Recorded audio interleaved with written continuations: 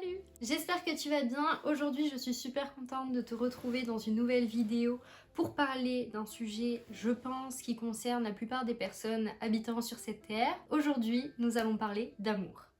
C'est une idée de vidéo qui m'a été recommandée sous l'une de mes dernières vidéos, donc je remercie la personne qui a eu cette idée. Et par ailleurs, si tu as une idée de vidéo, n'hésite pas à me l'écrire sous cette vidéo et peut-être que j'en ferai une vidéo.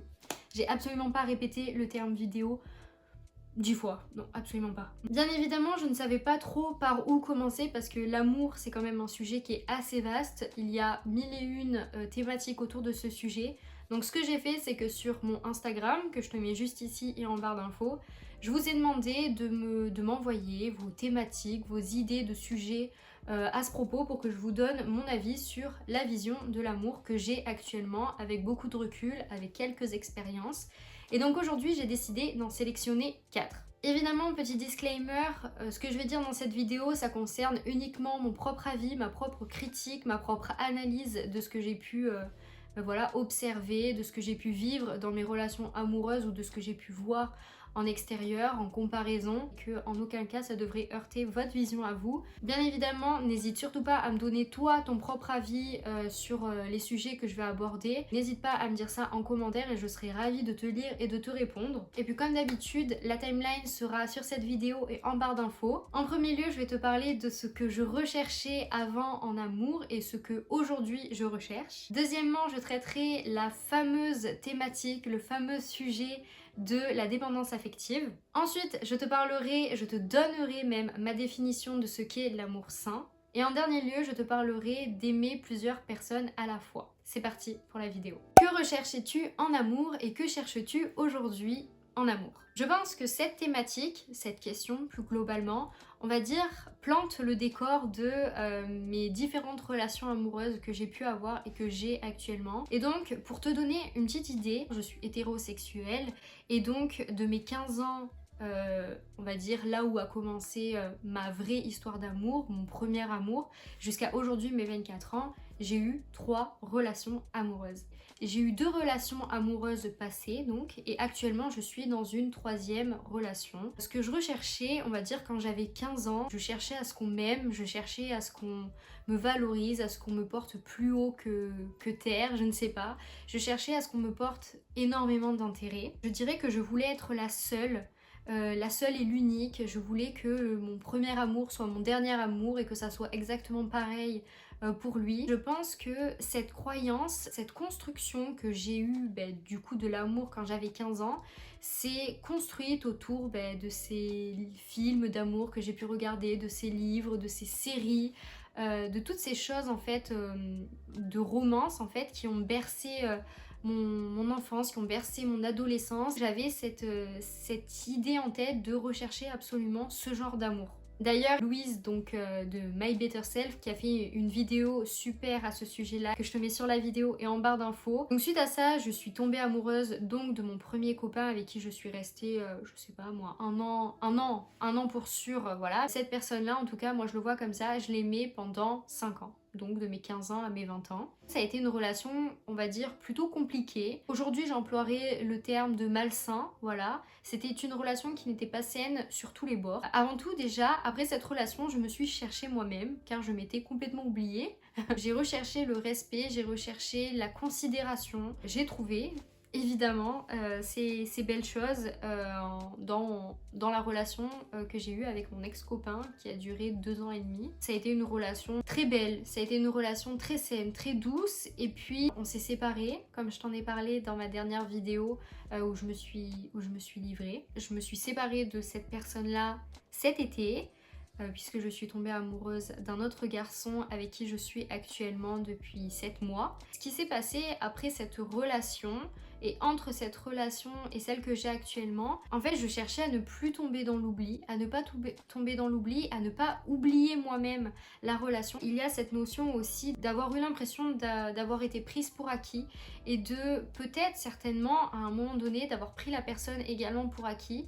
Et aujourd'hui dans ma relation, je fais en sorte de ne surtout pas oublier qu'une relation, voilà, ça s'alimente, ça s'entretient. Et donc si on ne fait pas tout ce qu'il faut faire au quotidien pour prendre soin de la relation, eh bien elle se perd, elle se meurt quoi. C'est quelque chose que j'ai retenu de mon ancienne relation et qui aujourd'hui me permet aussi de prendre conscience de ce que c'est d'avoir une relation, de ce que c'est d'aimer une personne. Et actuellement du coup, pour te donner une idée de ce que je cherche en amour, eh bien j'ai l'impression de ne plus chercher grand chose, de ne plus rien chercher. Alors peut-être que c'est totalement faux et que inconsciemment je suis toujours à la recherche de quelque chose. Je dirais qu'aujourd'hui je regarde plutôt ce qui est à ma portée. Je regarde plutôt ce que j'ai entre mes mains, ce qui me fait du bien, ce qui parfois me fait moins de bien. Et puis j'essaye de le régler. On essaye de le régler parce qu'on est deux dans la relation. Aujourd'hui, je dirais que le terme en tout cas, c'est que je ne cherche plus. Le verbe n'est pas chercher, mais aujourd'hui je constate. Je fais le constat de la relation. Et d'ailleurs, je dirais même pas je, mais je dirais on fait le constat de cette relation.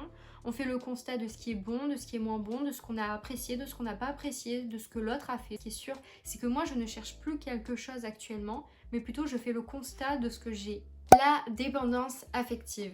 Alors je suis très contente que l'un ou l'une d'entre vous m'ait proposé cette thématique parce que je vous dirais que j'ai un petit problème avec ce terme. Un petit problème en lui-même sur ce terme, non, mais un petit problème, on va dire, de ce qu'on dit de ce terme. Avant toute chose, qu'est-ce que c'est la dépendance affective? Bien sûr, j'ai fait des petites recherches parce que sinon, je n'allais pas m'en sortir et moi-même, j'ai préféré me renseigner pour comprendre pourquoi ce terme me dérangeait. Voilà.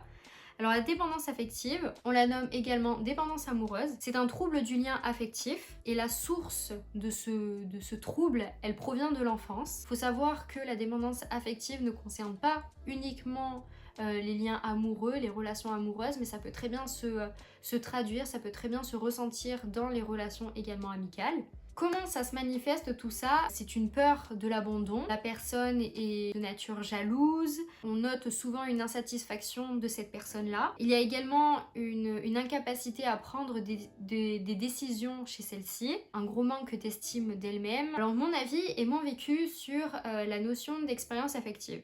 Déjà, je sais pas ce que t'en penses, mais moi, quand j'ai lu plusieurs de ces symptômes, entre guillemets, je me suis rendu compte que, eh bien, j'entendais souvent dépendance affective un peu partout. C'est un peu comme, entre gros guillemets, mais c'est un peu comme le terme de pervers narcissique qu'on entend partout, qu'on utilise à foison. Et j'ai l'impression que dépendance affective, c'est un peu la même chose. Je pense qu'il faut prendre de très gros guillemets quand on parle de dépendance affective, parce qu'aujourd'hui, autour de moi, j'ai l'impression que plusieurs personnes ont été dépendantes affectives selon ce qu'elles m'ont dit, alors que peut-être elle n'avait pas du tout ces caractéristiques-là.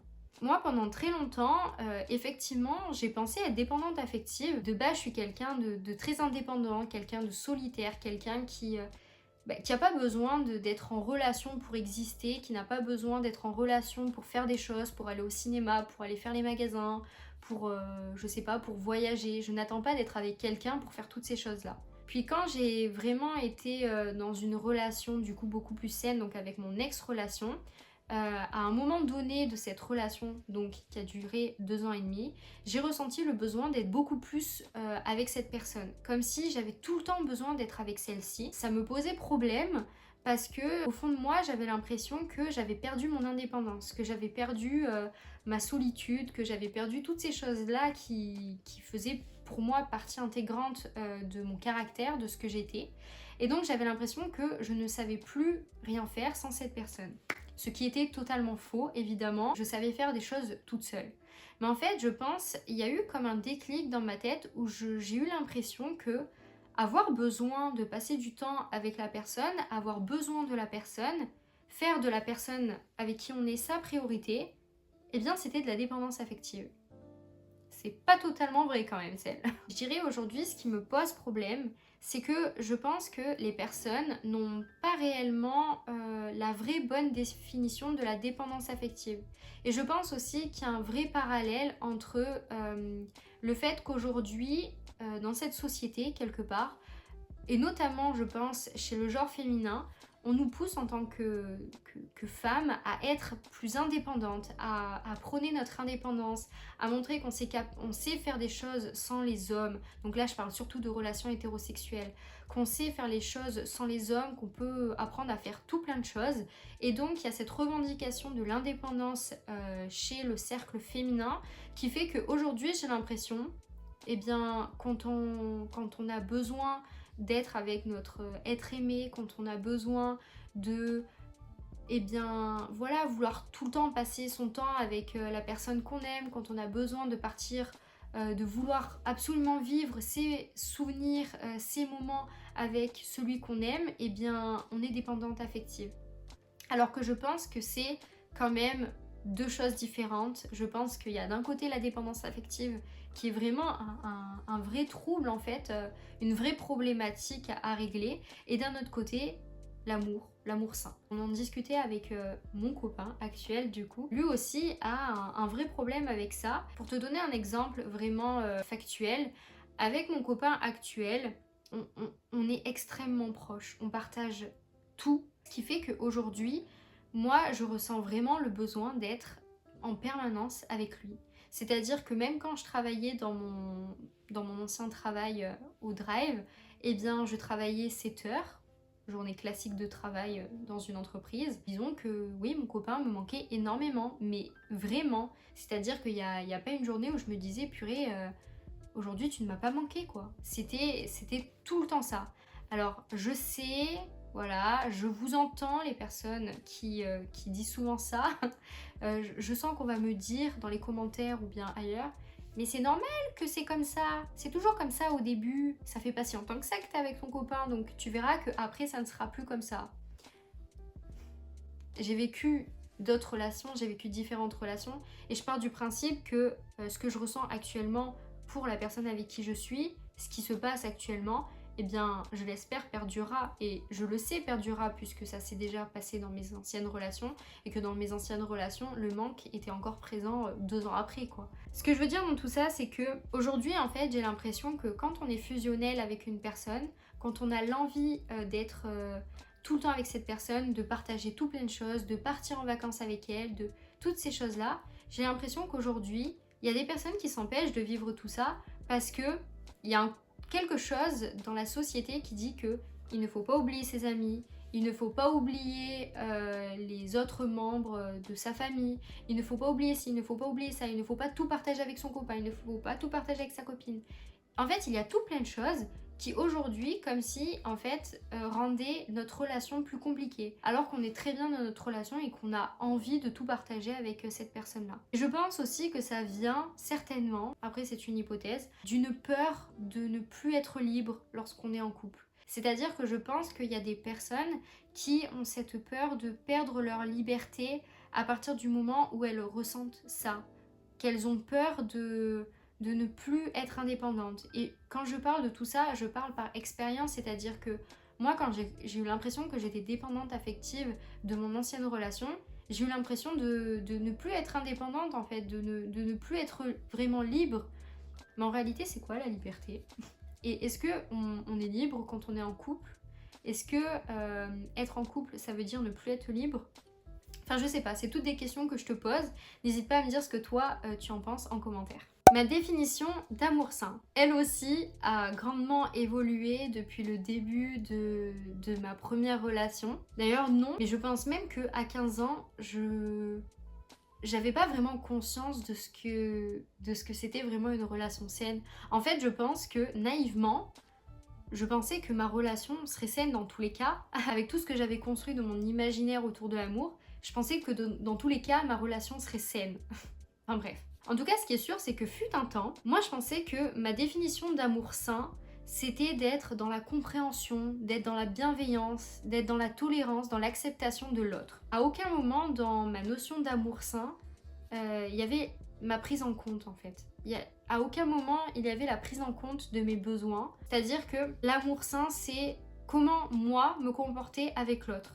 Et à aucun moment c'était de comment, eh bien, on se comporte mutuellement pour faire en sorte que cet amour soit sain. En tout cas, moi, j'avais pas du tout ma prise en compte de ma propre personne. Ce qui peut être assez compliqué quand même, parce que, on en parlera juste après, mais vouloir une relation saine avec une personne, c'est avant tout avoir une relation saine avec soi. Et ça, je pense que parfois, on n'en prend pas forcément conscience quand on ne prend pas conscience de qui on est, de sa personne. Et aussi bête que ça peut paraître, eh bien, il faut prendre conscience de tout ça. Pour te donner un exemple, dans une de mes anciennes relations, la personne avec qui j'étais ne me renvoyait pas toujours la balle dans certaines discussions qu'on avait. C'est-à-dire, tu sais, quand tu demandes à quelqu'un si ça va, généralement, quand la personne a répondu comment elle se sent, généralement elle te renvoie la balle pour te demander comment ça va. Évidemment, ça s'appelle la politesse, mais ça s'appelle aussi la considération de l'autre, je pense. Et donc, dans une de mes relations, la personne avec qui j'étais ne me renvoyait pas toujours la balle, et notamment sur cette fameuse question de comment s'est passée la journée, comment s'est passée ta journée, qu'as-tu fait, raconte-moi tout ça. Donc la personne racontait sa journée, me parlait de tout ce qu'elle avait fait, mais le « et toi » ne venait pas toujours. Au départ, je me disais que voilà, la personne était comme ça et qu'il fallait que j'accepte que cette personne était comme ça, qu'il fallait que je sois tolérante et que dans tous les cas, c'était pas forcément grave. Mais avec du recul et avec du coup beaucoup d'observations d'autres relations même amicales que j'avais, des discussions que j'avais, et bien souvent je me faisais la réflexion que ouais, j'en avais un peu marre que certaines personnes ne renvoyaient pas la balle, quoi, que tu leur posais les questions pour s'intéresser à eux, et puis eux s'en fichaient totalement, voilà, préféraient parler d'eux-mêmes, et puis ils ne te renvoyaient pas la balle. J'ai parlé à mon ex-copain pour lui dire comment je me sentais face au fait qu'il ne me pose pas la question de comment ma journée s'était passée. Et en fait, comme c'était quelque chose qui n'était pas forcément naturel chez lui, quelque chose qu'il ne reproduisait pas ou qu'il n'avait jamais vraiment reproduit, il faisait des efforts, mais voilà, ça restait quand même, on va dire que le naturel revient au galop, quoi. C'était quelque chose qui n'était pas toujours ancré chez lui, de me renvoyer la balle, de me demander comment ma journée s'était passée. Et je tiens à préciser que cette personne me portait de l'importance, me posait beaucoup de questions, mais on va dire, sur cet aspect-là, on va dire, il ne me renvoyait pas toujours la balle, et donc moi je me sentais pas forcément valorisée, pas forcément considérée sur ma journée, sur comment moi je me sentais, et ça me posait problème. À ce moment-là, moi ça me posait problème, mais bon voilà, je faisais en sorte que dans tous les cas, c'était sa personne, je l'acceptais comme il était, et que dans tous les cas, malgré tout ça, ça ne changeait en rien le fait que c'était un garçon extra, que voilà, je l'aimais, etc., etc. En prenant du recul, je me suis rendu compte que c'est quand même important de prendre en considération mes propres besoins et mes limites. Aujourd'hui, ma vision de l'amour, c'est exactement la même chose. Ma vision de l'amour sain, c'est exactement la même chose. C'est-à-dire que, évidemment, je tiens à être dans la compréhension de l'autre, à tolérer l'autre dans sa manière d'être, essayer de la comprendre, essayer de l'accompagner, être dans la bienveillance. Mais à côté de ça, c'est un peu le schéma, on va dire, qui est en miroir. C'est-à-dire qu'avant, il n'y avait que cette route-là. Et aujourd'hui, il y a également, moi, ma propre tolérance. Et donc, comme je le disais, avant d'aimer sainement, il faut s'aimer sainement. Ce que j'entends par là, c'est que la relation en elle-même, elle aura beau être belle, tu auras beau écouter la personne, discuter avec elle pendant des heures, voilà, parler vraiment librement, échanger sur tout, être aux petits soins vers l'autre, lui dire je t'aime, lui donner des gestes affectueux, etc.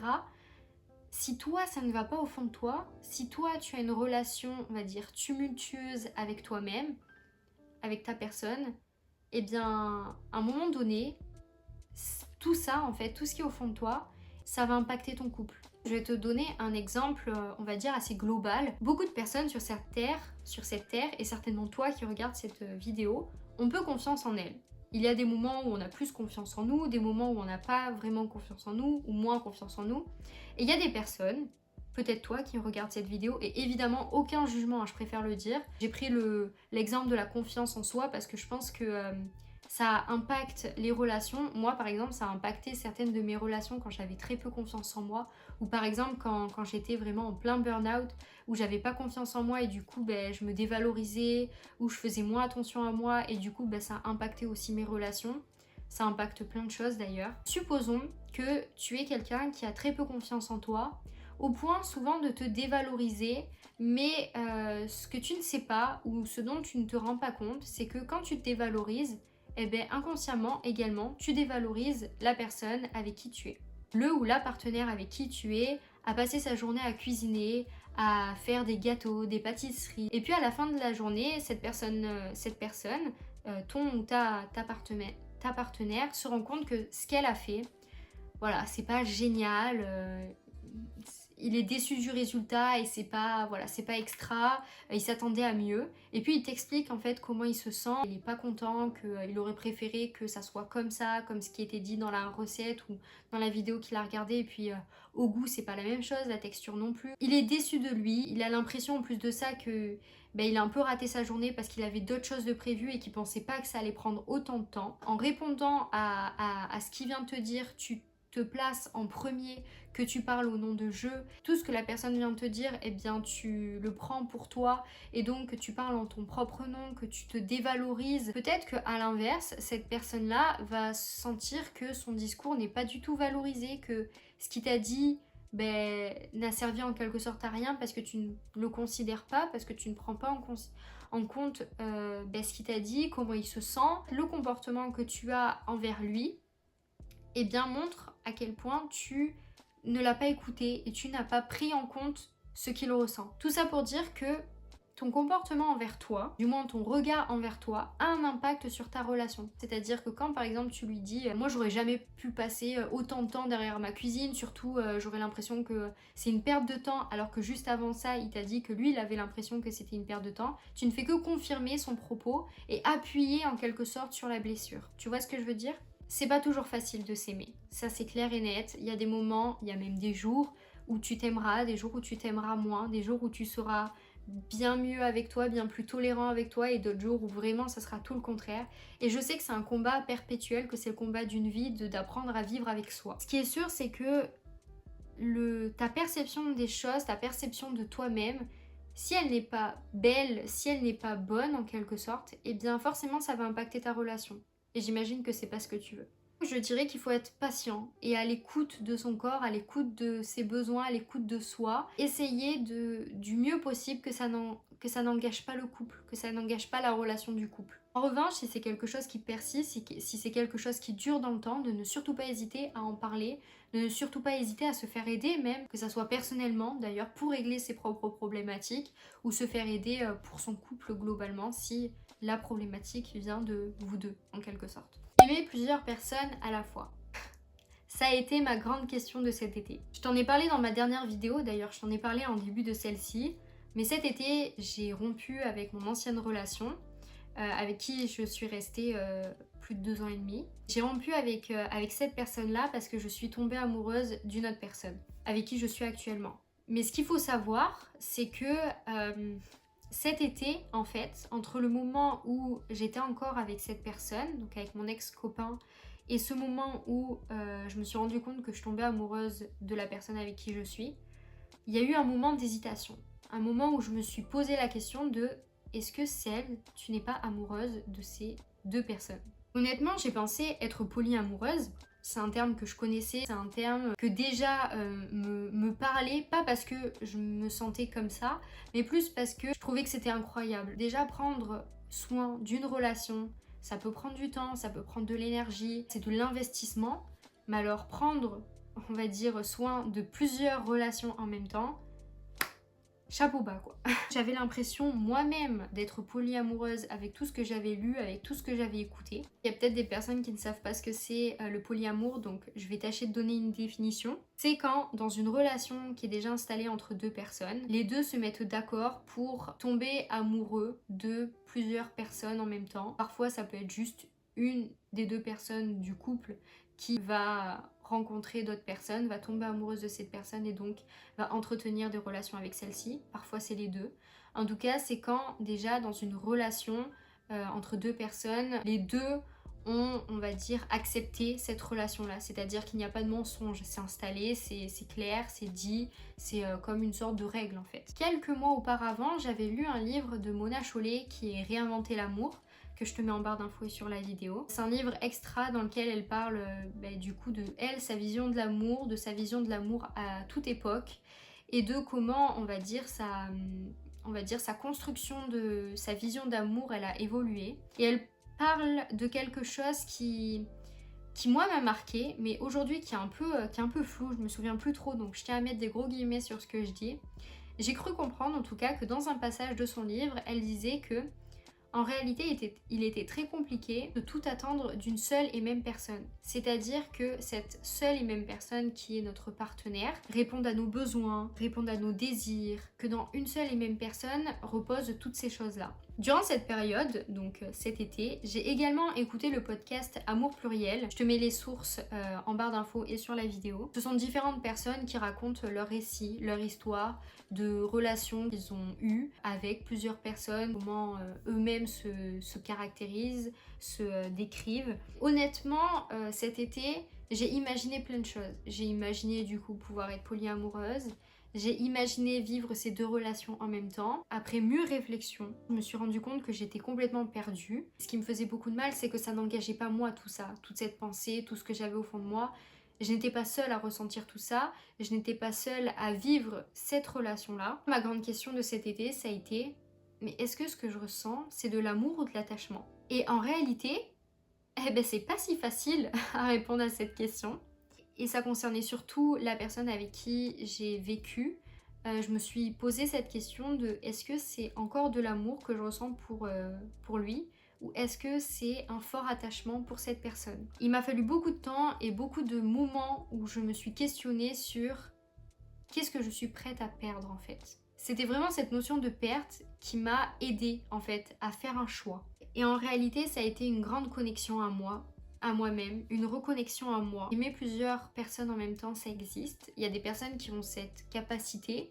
Je pense même qu'en réalité, il y a plus de personnes qu'on ne le pense qui ont la capacité d'aimer plusieurs personnes en même temps. Je pense qu'il y a plusieurs personnes qui se résignent à l'idée de tenter différentes relations avec d'autres personnes. La vraie question dans tout ça qu'il faut se poser aussi, c'est que est-ce que tu es prêt à t'engager avec plusieurs personnes à la fois? Est-ce que tu es prête à donner ton temps à toutes ces personnes-là de manière équitable? En fait, ça demande aussi de se questionner sur la nature de ce que tu ressens pour ces personnes-là. Est-ce que c'est de l'amour? Quel type d'amour? Est-ce que c'est de l'attachement? Ça demande vraiment de se questionner sur la nature de tout ça. Est-ce que c'est un désir plutôt sexuel? Un désir plutôt affectif? Que c'est que de l'attachement, purement de l'attachement et que finalement il n'y a plus d'amour, mais c'est plutôt quelque chose qui est de l'ordre de ce que tu as aimé dans le passé, donc des souvenirs. Avoir la volonté de s'engager auprès de plusieurs personnes, en réalité c'est déconstruire tout ce que tu as pu construire de ta vision de l'amour dans le passé. Ça demande aussi, je pense, une autre vision de ton quotidien, une autre vision de tout ce que tu as pu construire dans ton passé. Évidemment, ça demande bien sûr le consentement de la personne avec qui tu es et le consentement des personnes avec qui tu souhaites être en relation. Je pense avoir fait le tour de tout ce que j'avais à dire sur ces 4 thématiques. Donc n'hésite pas toi-même à me dire ce que tu en as pensé en commentaire. N'hésite pas à faire un arrêt sur les différentes parties de cette vidéo pour me donner ton avis suite à tout ce que je dis partie par partie. Tout le contenu de ce que j'ai pu raconter dans la vidéo, des sources que je vous ai données sur la vidéo sont en barre d'infos et d'ailleurs il y en aura certainement d'autres qui n'ont pas été mentionnées par moi-même dans cette vidéo, donc n'hésite pas à les regarder si tu es intéressé par le sujet. D'ailleurs, n'hésite pas à me dire si tu souhaiterais avoir une partie 2 de ma vision de l'amour sur différentes thématiques. Et puis moi, je vais te laisser là. Prends soin de toi, je te fais de très très gros bisous. Je ne te dis pas à vendredi prochain, mais à vendredi dans 2 semaines, comme d'habitude. C'est un vendredi sur 2 qu'il y a une vidéo, donc un vendredi sur 2 à 18 h. En attendant, je te fais de très très gros bisous. Prends soin de toi, c'est le plus important. Et je te dis à vendredi dans 2 semaines.